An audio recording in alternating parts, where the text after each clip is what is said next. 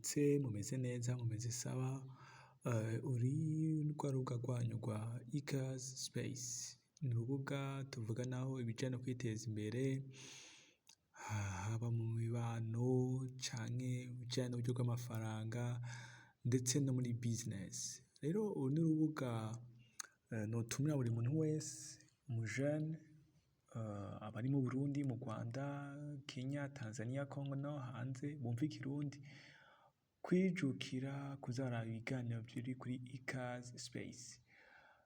Ati uno musi niwo muza kuvugana iki? Uyu musi ni imbere yuko umwaka wa 2025 umwaka wa 2025 ushika, ndashaka kubereka amasite atatu uyu mwaka utohera utagiye kuza urayaraba. Mpavuga mbega aya masite ariko ibiki, ameze gute, avuga ibiki. N'amasite meza cyane nk'umujene yize yahejeje amashuri yozakurikira surtout cyane abari ngaha mu Burundi, cyane abari ngaha mu Burundi.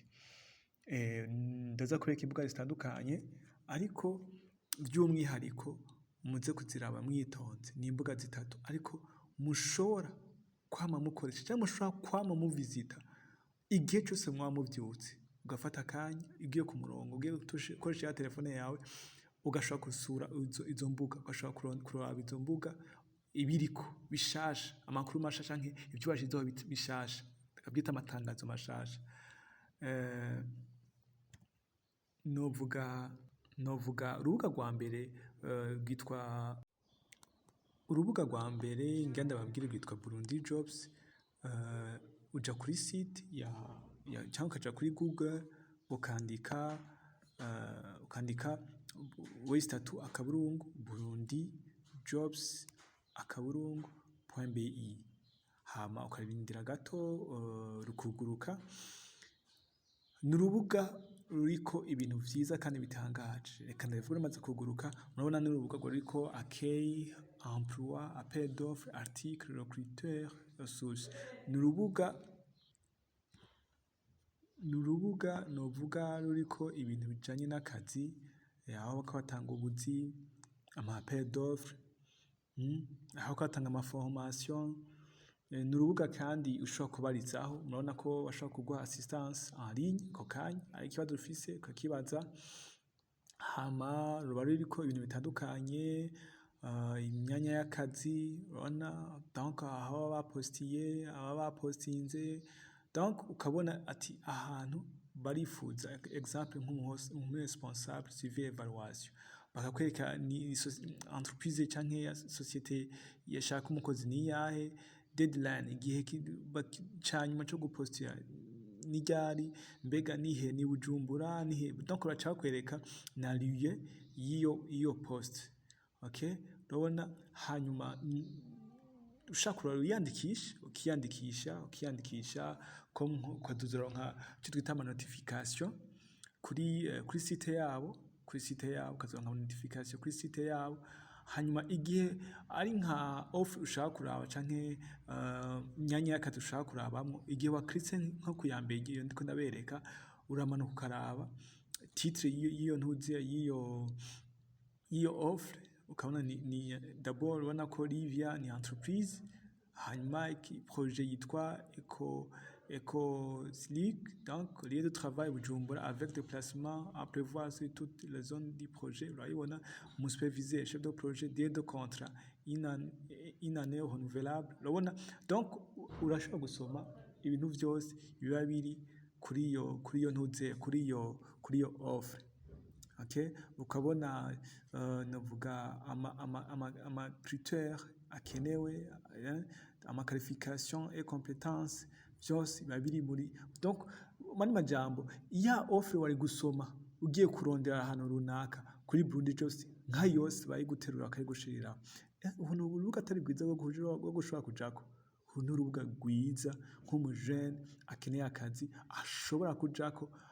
Novuga akarondera imyanya y'akazi tuba dufise ubuzi bwinshi buba buriko bwigenza mugabo tudashobora kumenya mbega nihe bakeneye abakozi nihe bakeneye ariko haba amatangazo mashasha nimba ari amacentre de formation nihe ari nk'iyo ubona ko ari formation certifiante donc ubona ko iyi ni nka AGDC ubona ko iriko iraransa amapel de formation yo ni ma formation kandi ubona ko ari formation batanga ama certificat ashobora gute je hano naye nkeneye ibyo ndakeneye kwiga mugabe simbona aho noja urabona ko kuri Burundi Jobs baba bashizeho ibintu vyose biba biko biracana canako kandi ibi novuga ni ibintu bizima nko kugwaruka yifuza ahantu ashobora gupostira yifuza ahantu ashobora kwigira ashobora kubona ico twita amatangazo menshi ama ad kandi yitwa ama ad cyangwa yite ama publicité menshi cyane biciye muri Burundi Jobs urubuga nk'umujene ndamutumye ko arujako buri mujene wese ariko aranyumviza ari mu Burundi uru rubuga ahashobora kurujako si umujene gusa abantu bose bafite ibyo bakora kuko hari ushobora gusanga baranshije nk'ibintu bijyanye na fourniture bashobora gufunisa nawe ibyo baba ukabona ko amatederi novuga uyakwiriye okay tuje ku rubuga rwa kabiri urubuga rwa kabiri rwitwa Burundi Business Park ni urubuga ntago nyene gwiza ibindi ko ndababwira n'ibintu maze gutesta je ubwanje maze no gukoresha maze no kuraba nkabona nkabwira ibintu bizima nzi uru ni urubuga rwitwa Business Park wandika businesspark.bi hanyuma uru ni urubuga rutanga amaformation hafi amaformation nka yose batanga ku buntu mvuge gute nimba uri umujene ukavuga ati jewe narize mugabo nta kazi ndaronka ariko ndafise umwanya wo kongeza ubumenyi ingo muri Business Park n'ahantu novuga ni nka centre cyangwa ni nk'ikigo gifasha abantu b'aba-entrepreneur cyangwa abantu b'abanyamitahe cyangwa abanyamigambi kongeza ubumenyi mu migambi bariko barakora cyangwa kongeza ubumenyi mu migambi bifuza gutanguza kandi bivuga muri ico kirimi ciwanje kimeze nk'uko n'ahantu uri umujene cyangwa uri wese wundi uhagiye ushobora kuharonkera inyigisho nyinshi ku buntu kandi hari zitangirwa amafaranga mugabo ni hafi nka zose bazitangira ubuntu ubu n'urubuga rwabo rwitwa Business Park hanyuma kuri runo rubuga mvuge gute haba hariko devenir membre niba ushaka kuba ava yuko uja muri iyo centre yabo ubanza kuba umumambre wabo vyose ni ku buntu uja handitse devenir membre hama ukiyandikisha ibisabwa hanyuma bagaca bagushira muri groupe ya WhatsApp hama bakagukontakta ugashobora kuza muri centre yabo ni centre irongowe n'uwitwa Ruhara Kiti Ruhara hanyuma ikindi novuga donc kubanza kuba umumambre aha ndiko ndabereka niho ufyonda ugaklika ukiyandikisha ukaraba ibisabwa vyose ibikenewe vyose ugashobora kubikurikiza hama ikindi novuga nuko haba hari amaformation menshi kandi menshi cyane okay novuga igihe wakritse kuri devenir membre ubushatse ko uba umumambre wiyo donc ko umunyeshuri canke umwiga muri centre yiwabo uruzuza ibisabwa vyose telefone adresse yawe email yawe kukazoza kurungika ama notification igihe ari nka gishasha cabonetse navuga ari nka formation shasha cyangwa ugashaka kuri WhatsApp ugashaka numero ya WhatsApp ugazogushira muri communauté muri groupe ufite ama groupe baba bategekanije kandi iki naco ni vyiza yuko wama urabura urubuga ukazuraraba amantuzi y'amashasha navuga ama content canke ibintu bishasha canke ama formation mashasha aba yateguwe abamubona navuga abamubona musi ni bamwe mu baformateur b'iyi centre ni bamwe mu baformateur iyo centre kuko bafise abaformateur benshi aba nabo mubona ariko ni benshi ni benshi cyane, ni benshi cyane. Mbona haba expert en comptabilité, fiscalité, expert en marketing, expert en gestion financière, expert en stratégie et management, expert en vente, Dr. David Ruvari, bayigisha neza cyane, Anise Ndihokubwayo, Elsa Nibigira, ni benshi cyane. Abo nkuru ni benshi cyane. Hanyuma buri munsi baba canke buri ndwi baba bateguye icyo twita formation canke atelier, baba bateguye abanyeshuri bakaza kwigamo, bategura amasaha, imyanya, amasaha, iminsi. Ibi ni ibintu ushobora kujamwo kandi ku buntu. Ibi ni ibintu ushobora kurihira uri umujene basha, hanze abandi barabirihira, ariko ibaze uronse centre ushobora kuza ukicara amasaha 2 gusa, muga amasaha 2 akaguhindurira ivyiyumviro, ukumva uko watekereza kundi, ukumva ibyo ushobora gukorana, ukumva ko nawe ukura amaboko mu mpuzu ukikorera ivy'iwawe biturutse. Burya umuntu mwiza ni umuntu aguha inyigisho, izo nyigisho zikamara kuguhindura ubuzima. Uwo muntu ni umuntu mwiza cyane gusumba uguha amafaranga, muga ayo mafaranga ntaguhindurira ubuzima. Ibaze rero uronse ahantu ushobora kwicara amasaha 2 gusa, ukumviriza ivyigwa cyangwa ukumviriza inyigisho zijyana na business cyangwa zijyana na marketing, yatwanye ibintu byinshi bigashobora guhindura ubuzima. Aha ndiko ndaberekanaho iyo hariko hatangwa ivyigwa, baba bafise buri vyigwa cyose aho kiri muri izi navuga options zine, kandi buri cigwa cyose kikaba gifise pratique yacu. Hariho espace lecture, guide pratique, bisigura iki na boîte out. Aha nahantu utegeza kwiransenya ukaba atakintu gishasha babashizeho. Nimba ibintu biri en pratique bakubwira aho ushobora kubitorera, biri ikintu cyose ushobora gitorera en ligne. Urundi rubuga rundi nobereka rwitwa Pinterest. Rugogo nibaza hamwe tworukoresha sinzi. Pinterest ni urubuga, kana kwita urubuga, ni urubuga nuvuga ruri ku bintu byinshi bitandukanye. Novuga kuri je novuga ni urubuga rutanga amayide ku bantu bakora ibya design, abantu bakora ibintu bya design, abantu bifuza nk'ikintu, abantu baserva, abantu bakora nko mu kabare, abantu bakora ibintu by'imitako, amamodele canke abashona, abantu agije gushona. Buri muntu wese Pinterest ni byiza ko ateza kuyikoresha. Kubera iki? Ndayivuga ko ari byiza ko ateza kuyikoresha. Ifite ibintu byinshi byiza. Ushobora kuyijako ugiye kuraba nk'amamodeli y'impuzu kugira ngo iyo mpuzu tuyishoneshe. Ushobora kwata amamodeli y'impuzu uzi, muga ugiye kuri Pinterest washaka kuronka amamodeli menshi kandi meza ushobora kujana ku mutayeri, hanyuma agashobora kugufasha kugura iyo modeli yawe. Ushobora kuba uvuga ati jewe ndakeneye ibintu mpindura mu nzu, example ibintu mpindura mu nzu canke ibintu novuga shaka kugira vya decor. Pinterest irashobora kugufasha kujana n'ibyo bintu vya decor. Hama ikindi naco ni biha ide. Nkungera ndiki akarorero t-shirt kitenge. T-shirt kitenge nandiki uko bashaka kumpa ama t-shirt ari mu gitenge. Okay, ngiye izi ni modele izi. Mwana ko izo ni modele zatanzwe. Okay, kurabe nk'ubu izi ni modele zose ubona. Ndashobora ati je ngamwe modele numva shaka. Ukandika izina, wana nk'ubu donc tuze nk'ibyo gufungura naho ngifite nka kote y'ibyo gufungura, nkandika ati pizza nakero rero shaka kukura ama pizza ngena hari mu bwoko bw'ama pizza.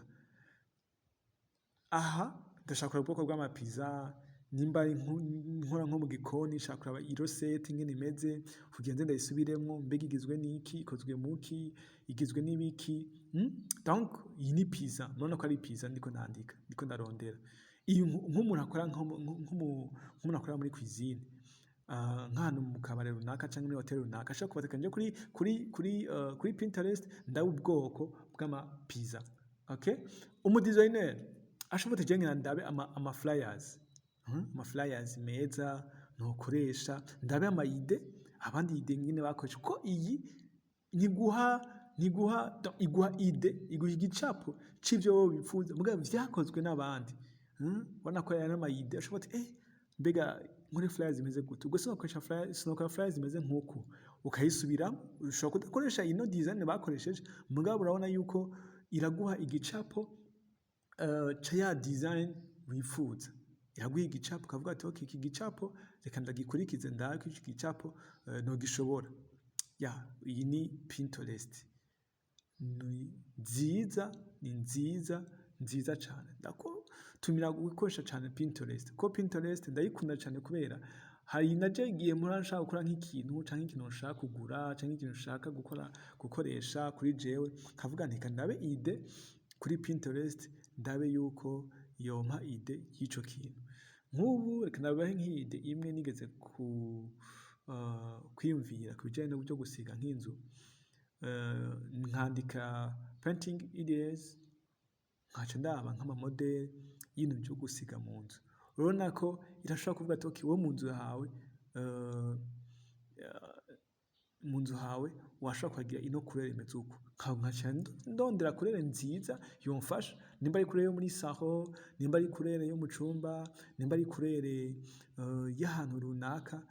Donc iyo ide ndashaka kuyikura muri Pinterest, hama nkavuga ni okay, ko mbonye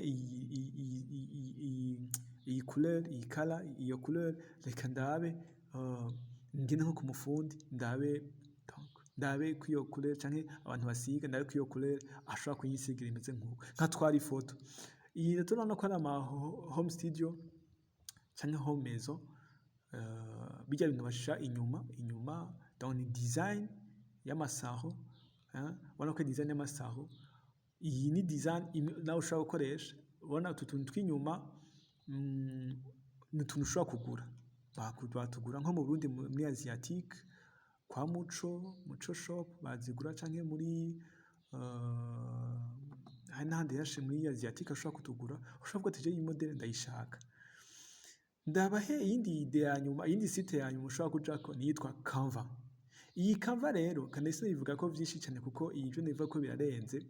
Ni site ushobora akarorero, ntuzi urashaka gukora ama invitation, ariko uratse imashini, urafise connection, ariko ugiye ku muntu akora ama invitation, nkora ama invitation, ushobora kuja muri Canva wowe nyene ukayiha ide, ukavuga ati nkeneye gukora ama invitation, nkeneye gukora ama design zo ndapostira ku ma réseaux sociaux.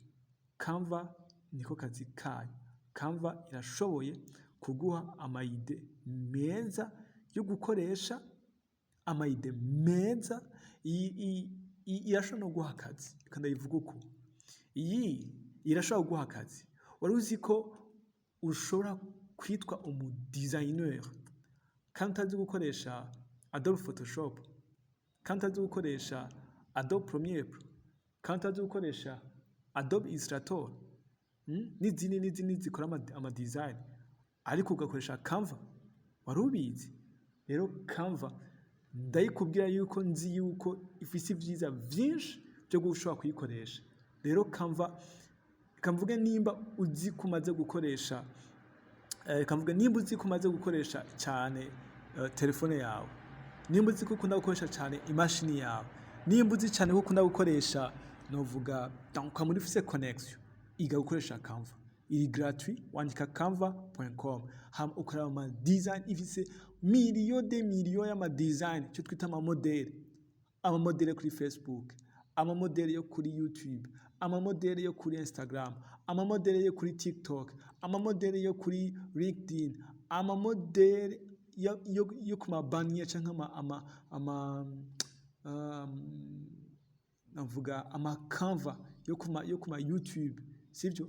Ama couverture, kandi yitwa ama couverture menshi cyane. Nk'ubu reka ndabakarorera, nk'ubu nandika flyer kugira ndabe ko noshobora nka flyer nokoresha nk'ahantu runaka. Ishobora kumpa ama flyers, ama modeli atandukanye, sivyo? Aya ma modeli niyo nshobora gukoresha nyene jewe ubwanje, nkagira ico twita drag drop, ndaterura nkatereka canke modifya. Ana ama modeli atandukanye ushobora kuyitiza nkakoresha muri Canva. Kandi ama modeli, attention, hariyo amwe agugwa, hakaba n'ayandi ari y'ubuntu. Ushobora kuraba y'ubuntu akabikoresha nk'iragugwa, wana nk'indaberetse iragugwa, ariko hari dusanga ari iz'ubuntu. Canva nk'iyo ni y'ubuntu, nk'aka n'ak'ubuntu, nk'iyo ni y'ubuntu ndiko ndabereka. Iranditse ama flyers, urabona ko ari menshi, ariko urabona ko aya menshi ari kuri Instagram, ayo aragugwa, ayo mubona ariko kantu aragugwa. Katurabe nandike marketing, nanditse marketing,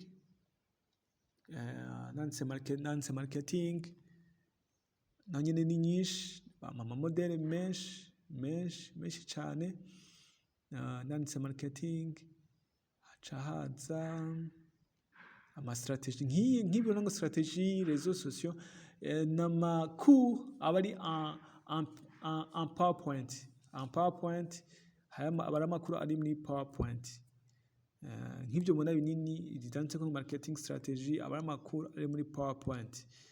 Dufatiye katura ku ma design, shaka ama design, kandondera ama design, nk'aka n'aka design mubona, aka n'aka design ko kuri wana musanze ko publication Instagram, n'aka model ko kuri Instagram kari encadré, ushobora gupresenta. Kandi iyi design mubona iba ibona neza kuko iba ihuye n'amamezire ari kuri Instagram, ibihuye n'amamezire ari kuri Instagram.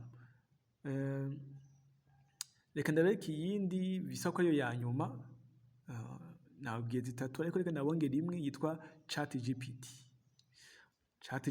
Wavuga ati mbega ChatGPT ikora ibiki? Iyi ni AI, intelligence artificielle. Nimba uri umuntu ukunda kurondera, ukunda bikugora kwandika ikete nk'umuntu runaka, umuntu w'umwuba, hari usanga bakubwiye ngo andikira ikete, ngo mu gupostira ino post andikira naka CV, andikira naka umurungikire lettre de demande. Nimba ushaka kwandika ikonje, ntuzi ingene bandika ikonje, ingene basaba demande ya konje, ja muri ChatGPT. Muntu w'Imana, ja muri ChatGPT. Ubuzima bworoshe, niko nababwira. Uno mwaka wa 2024 sishaka ko ari umuntu wa 2025, sinifuza ko ari umuntu yotambuka ibintu atabizi. Genda muri ChatGPT, yihe cyo twita ama prompts cyangwa novuga ugenere ico wifuza. Nimba ukeneye kwandika inkuru content nko kuri YouTube, ja kuri ChatGPT, wandike chatgpt.com, aha nkubwira nandike nk'inkuru, générer un content sur les finances. Ngamvuga nti inkuru na content ko générer uvuga ati impa inkuru kuri YouTube ijanye n'ibintu bya finance. Umva ni inkuru yo kuri YouTube ivuga ibintu bya finance, nkaca nemeza.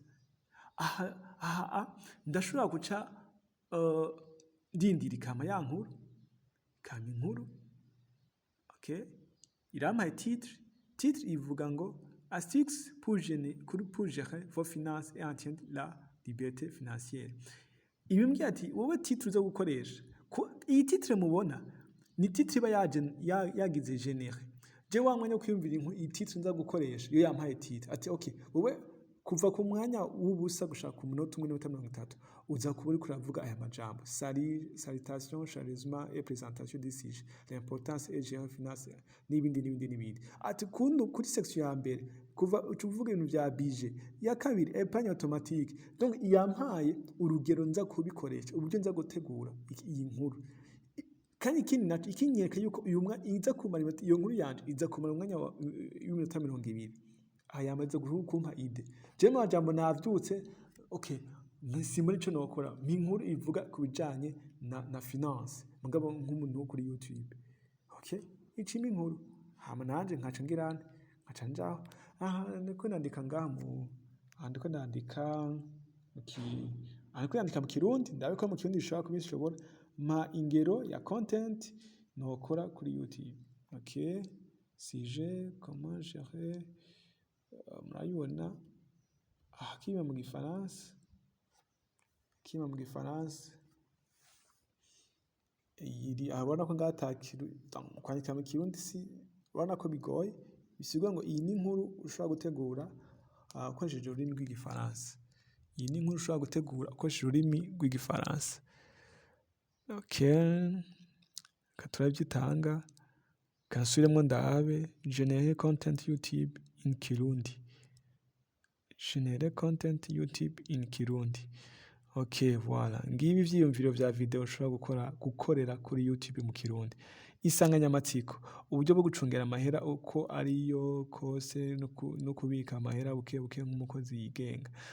Murabona ko nk'iyi content impaye, donc impaye ibikenewe vyose. Nka jewe nk'umuntu ca niyumvira eske muri nzira mbenza gukoresha gute intangamarara kuva ku munota gushika ku munota wa kabiri. Ni wibwire kandi usigure abafatanya buguzi. Donc aha ni intangamarara, hama intambuko ya mbere, ndafata intambuko ya mbere, intambuko ya kabiri, kumenya inzira zo kugara amahera. Nkaba nzi ko iyo video abo mwanya zo kumenya iminota 3. Donc iyo ona ko ishobora kuntegurira ibintu mba nshobora kuza kuvuga. Okay? Urabona yuko novuga yuko ChatGPT ari nziza cyane. Nk'ubwo ndabeke uburyo kujena uburyo nshaka gusaba nka lettre de demande de permission. Okay? Ni lettre de demande de permission. Kete shaka kwandika yo gusaba permission. Irashobora kuma iyo modeli yose. Votre nom, votre adresse. Iyi modeli impaye nca ndayigira copy. Kati netwara nko muri Word, nkaca ngira ndahindura buri kintu cyose. Aho hari no namazina yiwanje, adresse yanje, email yanje. Okay, attention à dono, aho ni jewe, poste destinataire. Non. Donc unandikiye ninde ikete cyose nkashobora kuryandika. Urabona yuko ChatGPT ni imwe mu bikorwa vyiza biko birakogwa cyane. Abantu benshi iyi ChatGPT ko ijyamo amafaranga. Abantu benshi ubuzima bwabo buriko buroroha. Okay? Ndababwira ko mushobora kuja kuri ikazi space naho nyine mukaraba ni rubuga ruriko ivyigwa bitandukanye mushobora kwigirako vyinshi bitandukanye.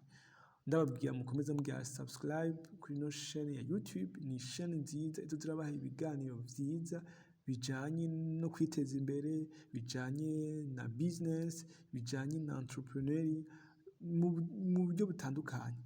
Ndababwira yuko mukomeza mudukurikirana ahanje garukije ngaha ibisigaye mu sharing ino video ku bagenzi banyu. Ciao ciao.